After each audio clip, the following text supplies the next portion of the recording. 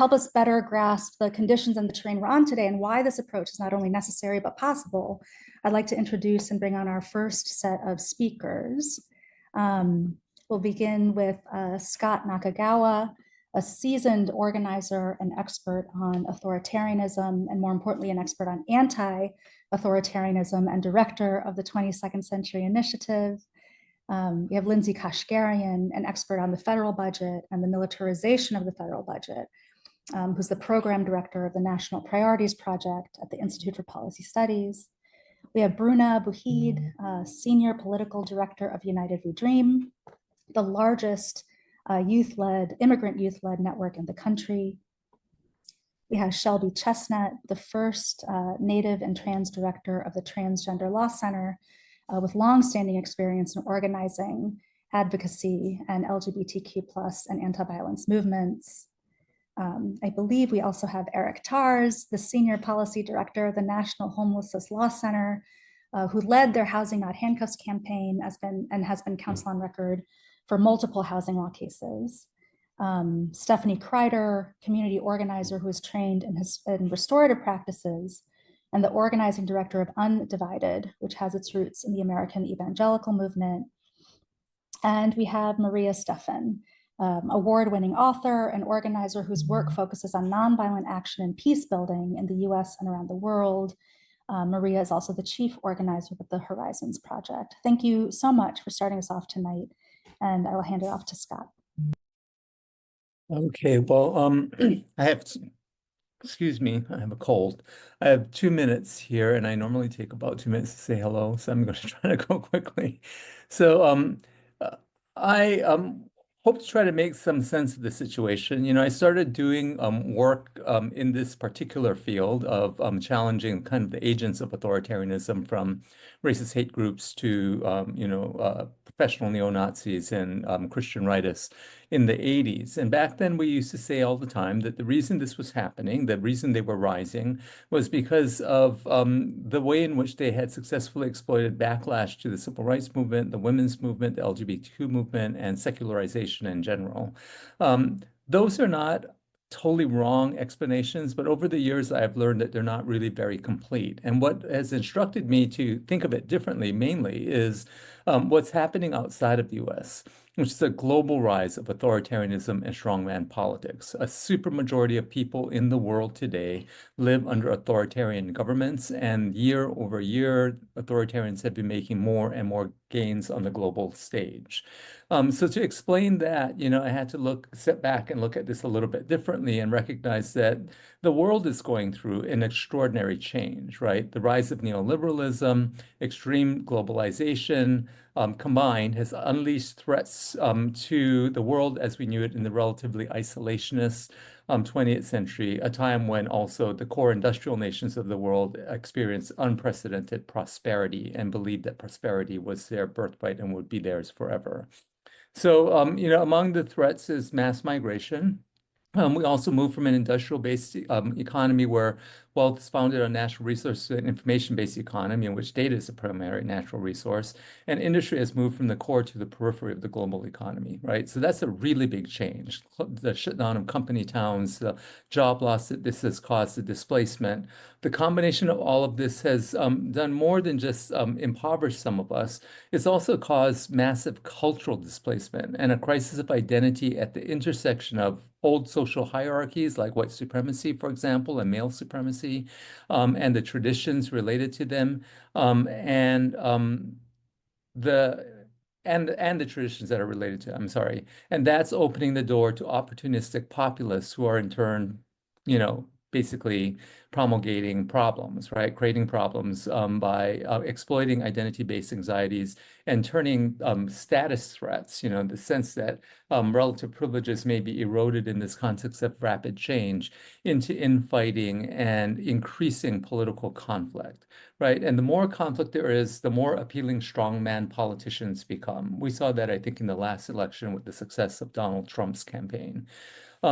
In all of this, of course, another thing that's happened is that our political parties, from my perspective, have basically failed us and failed democracy, both of them, right? Rather than take leadership in this context for democracy, one of our major parties is reaching for a future in a context in which capitalism no longer needs democracy to succeed, but can be protected if oligarchs become authoritarian leaders. The other party has reached to the past, attempting to build their base and make public policy through the lens of nostalgia, while failing to address the fact that the old political systems are not entirely well adapted to deal with the present and the future we are facing, with threats like climate change, for example, and of course, as I mentioned before, mass migration. So, us regular people are basically caught between a rock and a hard place when it comes to making political decisions. And this then drives even more conflict, making strongman leaders even more appealing. So that's a kind of capsule account of my understanding of where we're at. When I'm talking to people about this, they will often ask me whether or not we're facing fascism. And I caution people not to just jump to that conclusion immediately. It is true that the far right is building fascist infrastructure, testing fascist tactics, and embracing fascist rhetoric, but we're not under full fascistic rule yet. And we are, in fact, facing a kind of elite authoritarian, kind of cabal that has a mixed set of ideologies, and there's some competition between them and opportunity to actually get in those competitions and try to exacerbate those decisions. So we shouldn't give up on that yet. But they are putting in place the kinds of conditions that can allow for a kind of fascist, reach for power, including the potential of collapsing our economy, driving huge amounts of unemployment, and basically causing people to be in a situation where strongman leadership and easy solutions start to feel like the only way forward. So those are the things I think that we need to be thinking about. We need to also understand that authoritarian playbook shows us the authoritarian playbook, in other words, the way in which they play, which is really similar from country to country around the world, shows they don't seize power overnight. They take control bit by bit, weakening institutions until resistance collapses. They use economic distress, redefine freedom as the right of the powerful to dominate, and make democracy feel unworkable. So all of this stuff that's happening with these big agencies, the firings, all of this, the attacks that they're facing, all feel like they're designed to make democracy feel unworkable to people, such that we would reject it and try to reach for something else.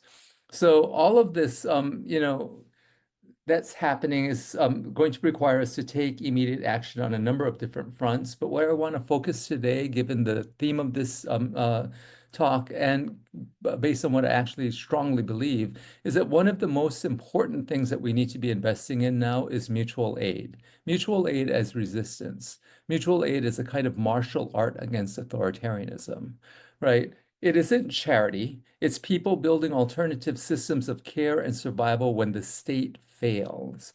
And in an authoritarian crisis, it becomes essential because what it does is it helps build resilience against economic instability and state neglect.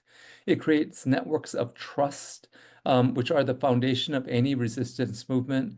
And it provides that proves that collective power works, showing people they need to work together, and that we can solve problems on our own, not strongmen. So all of these things increase the gap between the strongman in power and people like us, right? Because it gives us the ability to survive and to thrive and to care for one another in really difficult circumstances.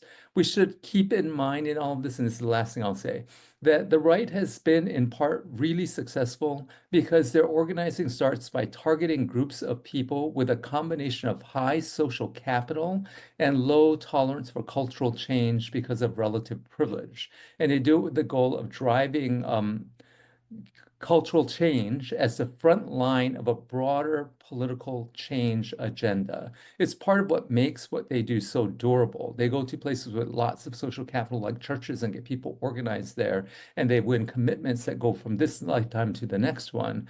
And then move them in cultural arena, not just on the political front, in order to create the context in which movements can be supported and become resilient and survive many, many attacks and survive for decades. So we can learn from some of that. We tend to organize around issues and policies but then sub in philanthropic capital for social capital to make up the gap between dues and expenses, especially in this neoliberal context where we've taken on so much that used to be the responsibility of government. So mutual aid is one of the ways that we might be able to make up that gap and start to create the kind of context where really rich organizing can happen. So that's it. Thank you. I think I might have exceeded my time, but I hope I not too Thank you much. so much, Scott.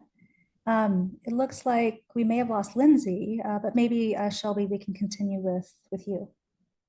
Yeah. Oh, Okay. You good for me to go? yes, and then we'll go to Bruna and then Aaron. Awesome. Hi, everyone. My name's Shelby Chestnut. I use they and he pronouns. I'm the executive director at the Transgender Law Center. I'm just really happy to be here with all of you. I like to do a little bit of an exercise, and I can't see all of you, but you, I think, can see each other. So just entertain me here. Give me a show of hands if you think you're very clear at the outright assault that's happening to transgender rights right now. All right, I'm seeing some hands, so I'm in a good audience. Um, I mostly say that because there seems to just be a lot of people talking about the impacts of this violence towards trans people, but not a lot of folks willing to just get tangible with it. So I'll share that most Americans polled post-election say that they support transgender rights.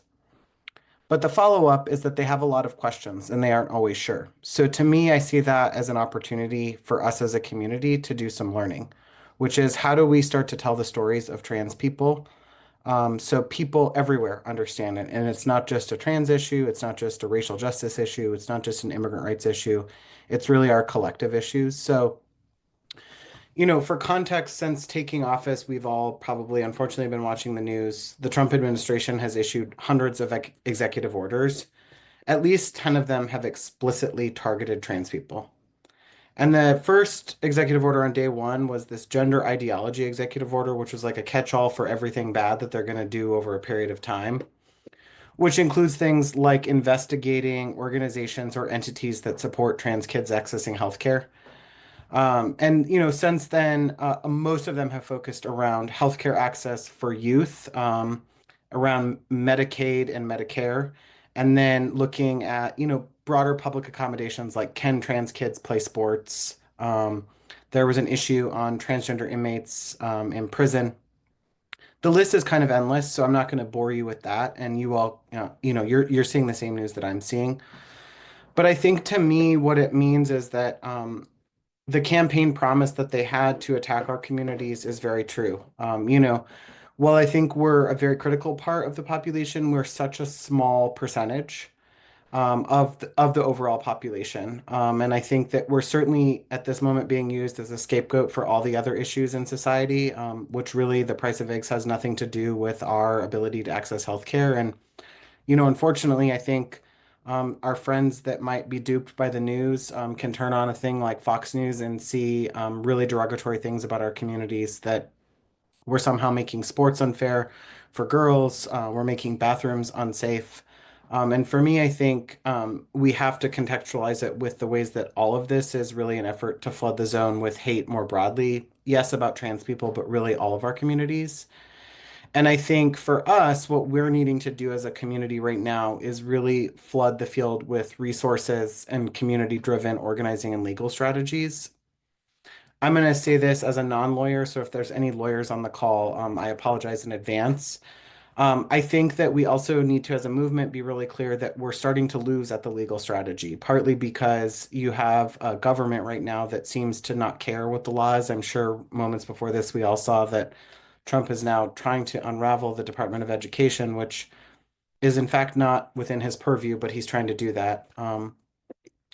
I think for us, we need to also just name that while much of these legal actions that they're trying to say, they're not law, one, but I think that they're aimed to drive us underground. And in this moment, we both need to, as a broad community, become more visible and concerned about safety and security as a movement. But I also think we have to acknowledge that sometimes the visibility, while strategic, is also really dangerous. So I think for us, we're starting to think about some of the most vulnerable people. And I'll share with you one of the cases that we just filed litigation on, which I think will be of interest to you all, which is on March 7th, we filed a case in Washington, D.C., which is a class action lawsuit against the Bureau of Prisons and the Trump administration, seeking to demand a universal injunction to ensure that all trans inmates have health care and access to commissary. Because we know that while there were some preliminary injunctions for people who are in prison that are trans, it's not universal, so it doesn't impact everyone that's in within custody. So this would be over the 2,000 people that are in custody in Bureau of Prisons facilities around the country. And I think, to me, as like we're seeing this broader sort of national rise and understanding of the impacts of Christian nationalism, we also can't leave out the state impacts. State lawmakers and family foundations have been very well coordinated in planning attacks to target our communities for the last decade plus. I'm sorry, I have the worst spring allergies, so anytime I talk, I just start coughing and my eyes start watering. So I think I share that partly because, while we're defeating a lot of the bills at the state level, we're also dealing with state conditions and now federal conditions, and really to some extent more global conditions that are just really, really demonstrative to our communities. So I'm going to stick to the 2 minutes because I literally said I am that quick, but I'm going to say two things that we can do right now. I want everyone, before they get off this call tonight, to Google transgender organization in your local area. Look it up, follow them on social media, sign up for their mailing lists, because I think right now, more than ever, um, we're all very much falling into the mindset that this is like an anti-poverty issue, this is an immigrants' rights issue, this is a trans issue, and really I think it's all of our collective issues, and it's partly why I was so happy to be on this call with you all, and to be in conversation with just such incredible leaders, because I think the more that we continue to isolate our own issues, the more that they're going to use that against us to keep us in check, to keep us from not building power. And I think if we start to have more allies show up for us, we start to demystify this like myth of trans people. Because at the end of the day, restricting a kid's healthcare, whether they're trans or not, is basically a carte blanche to say, let's restrict everyone's access to healthcare. And certainly, I think, at the top of the call, we heard a lot about what community resilient strategies were around navigating COVID. But I think if it pointed anything out to our communities is just that we don't have a healthcare system that functions for really anyone unless you're an elite billionaire class in this country. So I think for me, that's just my plug, which is find the groups in your local area, whether they're trans, migrant justice, etc. But really, I think trans community, we would be so thrilled if you showed up at our state legislatures to testify alongside us that you believe in trans people having health care, trans kids going to school safely. And I think the more that we have allies standing alongside us, the more that we can move that conversation around.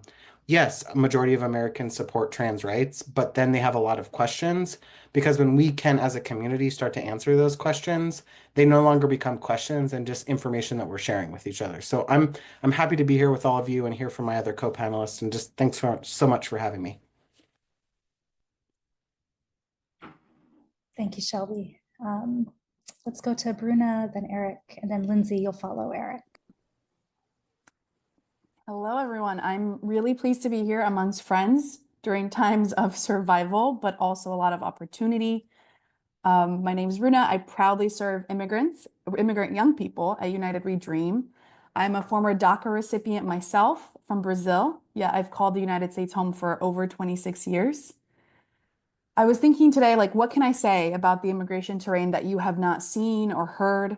Because I'm sure you've seen the images of our neighbors being kidnapped from their homes, their places of worship, or while dropping off their kids at school. You've seen students like Mahmoud be targeted and kidnapped by ICE for using his freedom of speech.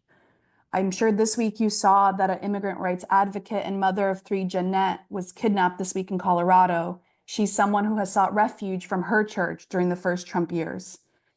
Just today, we saw the USCIS office in Miami, Florida, brag on Facebook about coordinating with ICE to detain immigrants who had appointments at that USCIS. And they posted a group of pictures. And I was looking at the pictures. I saw a young man. He was dressed with nice navy pants, crisp white shirt. And I've been thinking about how excited and hopeful they must have been that morning to go to their appointment, hoping that it would be a new chapter where they didn't have to live in fear. Yet in the picture, they were shackled and being dragged into the van. And so I want to remind all of us of an Angela Davis quote: "If they come for me in the morning, they will come for you in the night." Because attacks on immigrants are not about immigrants. They are about power. It's about making the American people give in to blind faith of Trump, of his policies. And if we give in, then he gets to decide who belongs here, with no recourse or due process for the people that he criminalizes, for the people that he lies about, for the people that he kidnaps. And right now he's targeting immigrants, documented, undocumented, tourist, recent arrival, longtime immigrant. Tomorrow he will come for others. And I wanted to, I did want to stick to my 2 minutes, but I really wanted to wrap with a passage from Leviticus that I used at my own wedding ceremony many years ago, because I wanted to remind the people at my wedding that I was standing at that ceremony having been welcomed and loved by all of those around me. "When a stranger sojourns with you in your land, you shall not do him wrong. You shall treat the stranger who sojourns with you as the native among you, and you shall love him as you love yourself, for you were strangers in the land of Egypt." This moment is calling on all of us to fight for the rights of immigrants like they are our rights, because they are. So thank you for having me here, and I hope that we continue to fight this fight together.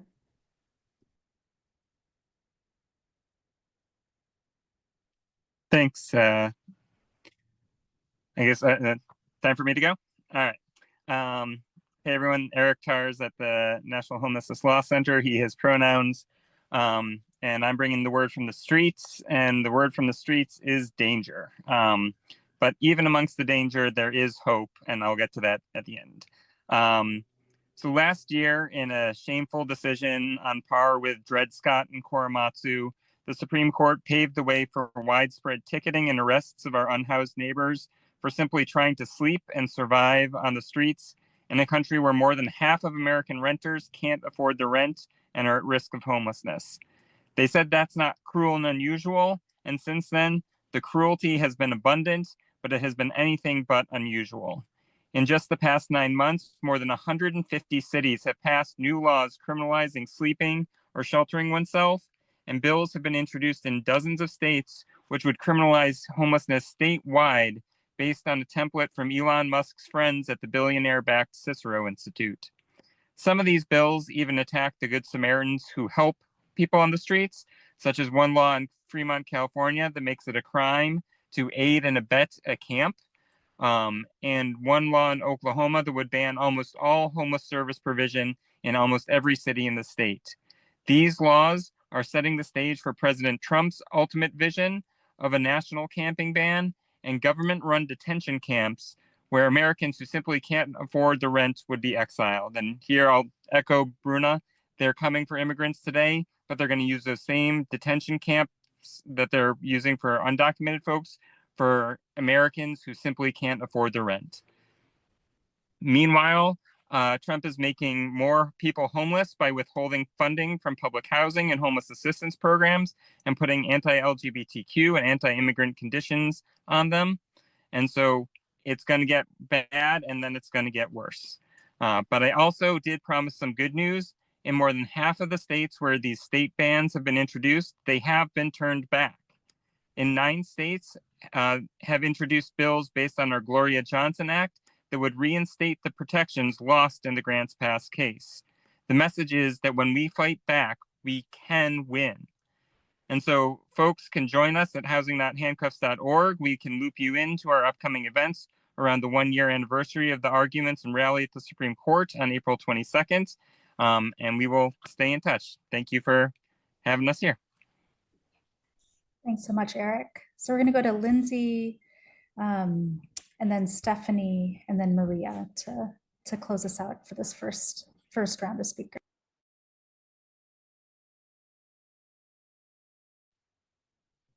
I'm Lindsay Kashgarian, and I work on the federal budget. When the pandemic was at its worst, we saw the survival organizing Shally spoke about, but we also saw some of the gears of government start to sputter to life. The government made it easier for people to get Medicaid and food stamps. They sent checks directly to families and the unemployed that cut child poverty nearly in half. It wasn't enough, but it gave us a glimpse of what could be possible. And since then, we've seen those pandemic benefits clawed back. And now we're facing an unprecedented takeover of our government and resources. President Trump and his allies in Congress plan to cut federal services so severely that 36 million people are at risk of losing their Medicaid. Their plans would literally take food from the mouths of children by cutting the value of food stamps while prices are still high. They are trying to demoralize us. Then they want to take that money and use it to consolidate their wealth and power.